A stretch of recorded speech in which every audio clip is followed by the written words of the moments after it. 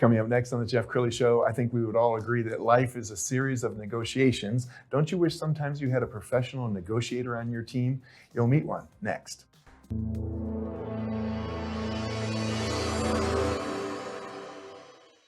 Many are predicting that the worst is yet to come, which is unfortunate, said one person here. Until now, they've enjoyed the reputation of being the nation's icebox. Watched a burglar in his home this morning by webcam. As a journalist of over 25 years, stories are what make my world turn. Reporting live from the Dallas newsroom tonight, Jeff Crilley, Fox 4 News. But in 2008, I took the jump from my familiar life and started a PR firm from my home. We're talking about anyone with a camcorder like the one I'm using becomes a television network. We started slowly growing the company, and we now have over 100 clients, and we've branched into the world of live digital broadcasting. I now own 8 different TV studios and have a huge team, and the stories that I now get to share are sometimes the most important of my life. Life has a funny way of coming around full circle. This is the Jeff Crilley Show. Well, I'm a self-confessed horrible negotiator. I hate going into the shop because they'll sell me anything that I may or may not need. I hate going to negotiate a car deal because I'm sure I'm paying top dollar instead of a more reasonable price. And that's why I wish I had my next guest with me on some of these life events. Chase McTaggart is the founder of Quiet Man Negotiations. Thanks for coming on the show. Thank you for having me. Absolutely. Well, you told me before the show that you used to be a horrible negotiator. Yeah, very much. I'll expound on that. Yeah, please. I was absolutely terrible. So I ran a small manufacturing company, worked in and ran a small manufacturing company for a number of years. And for about a decade there, I was negotiating against some heavy hitters in the industries of metals and mining, chemical industries, aerospace. And in doing that, I came to find very, very quickly that I was quite bad for a number of years. So I stepped out and I trained under some of the best negotiators in the world and under some of the best systems in the world. And now I teach and train people, consult on business negotiations. Specifically, I don't generally teach used car sales or mortgage stuff. And people who are feeling emotionally manipulated, they feel like they're being taken advantage of, they feel like they don't have control over their business, and I help in and help them do that. Sure. Well, we all talk about a win-win. Are there ways that everybody leaves feeling like they got what they wanted? Yeah, sure. And it's not going to happen all the time, right? Under no circumstances is it going to happen all the time. I don't make any guarantees in my business because that would be foolish. But people absolutely can get what's called a win-win. That word, by the way, is frequently used to beat people about the head and shoulders in order to garner a concession from the opposing party. But yeah, absolutely. Awesome. Okay, well, let's talk a little bit about your clients, because you went out on your own how many months ago? Oh, 9-10 months. 9-10 months ago. And what's been your experience so far? I've enjoyed the heck out of it, Jeff. I really have. It's been a lot of fun. And but my experience with clients in particular, we talked about this a little bit before the show, is that the vast majority of my clients are women. 100% of my clients right now actually are women. And there's a bunch of reasons for it. It seems that women are more likely to ask for help. Who knew, right? That old ask for directions image pops into head.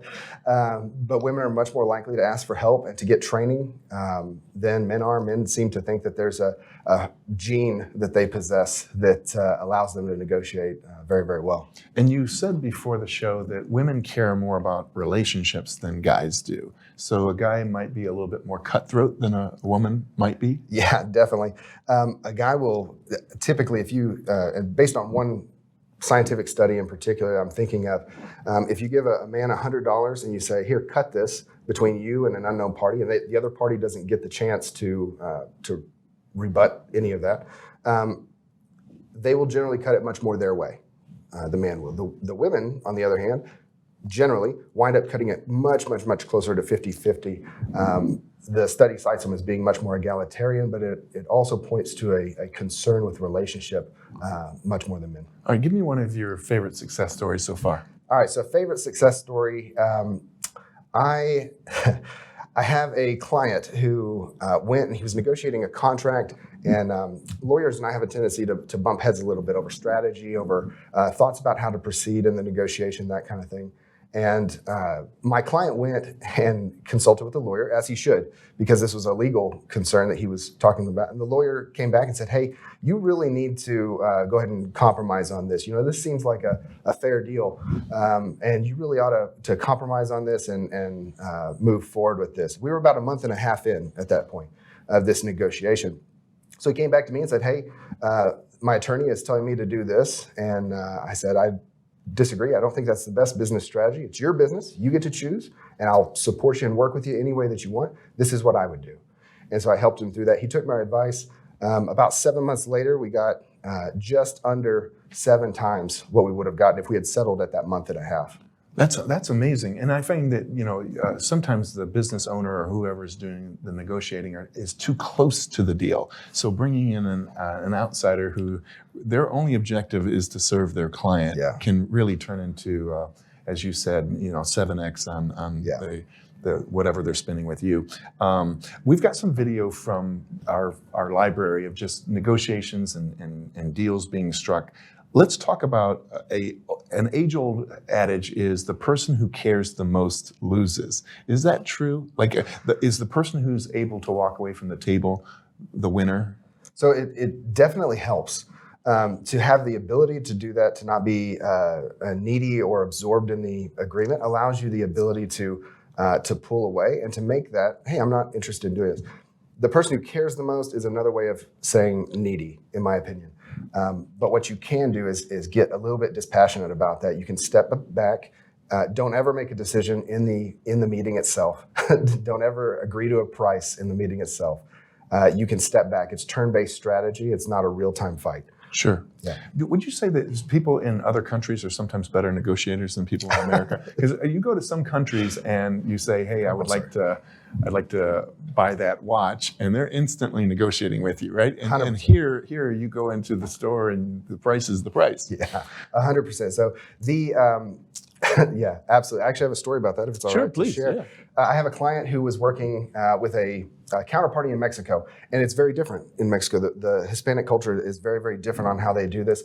They build relational capital, whether it's intentional or not, as forms of manipulation, or it's playground playbook is what I call, where it's something you learned on the playground with your peers or parents or someone along those lines, and that you've been using for forever and honing.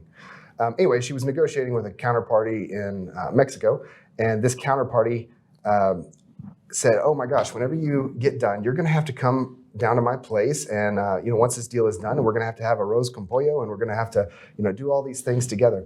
And what she was intimating there, Jeff, was that the relationship was much more valuable than it actually was. These people had just met. And so she was intimating that the relational component was much, much higher. Now, for my client, what that did was it forced her to confront a grief state, a higher grief state at the potential loss of this agreement than she would have had if they were just acquaintances. So now she not only has to be concerned about turning down, the price reduction that this party wants, she has to be concerned about losing the deal. And then she has to be concerned about this new inflated grief state related to the relational capital she had. Sure. I was told that in the car business, there are like 4 different ways they can get you. They can negotiate you on the price of the car. They can negotiate with you on the trade-in. They can negotiate with you on the warranty or the extras, right? So I had a guy, a veteran of the car industry, say, "Hey, we're going to get you in one of the quadrants." So what's the secret to going into negotiations in a car dealership? There's a couple of them. There's a couple of them. One is don't bring anybody else with you. Just flat out.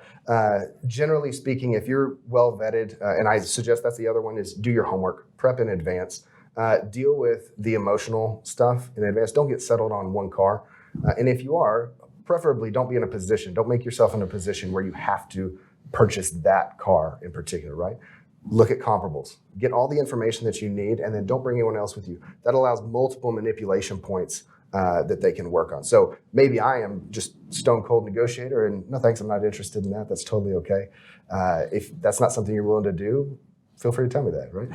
Maybe I'm that guy. But my wife, on the other hand, is all giddy and excited that this is the car and this is the color, and oh my gosh, it's got leather, and so don't bring people with you. Well, I remember my mother-in-law did a strategy one time where she would bring in a check, and the check was already made out to the dealership, but it was 10% less than the asking price of the car. Yeah. And she was ready to walk, say, oh, hey, you don't want this check? I'll find somebody who wants it. Yeah. All right, does this stuff work with getting out of a speeding ticket?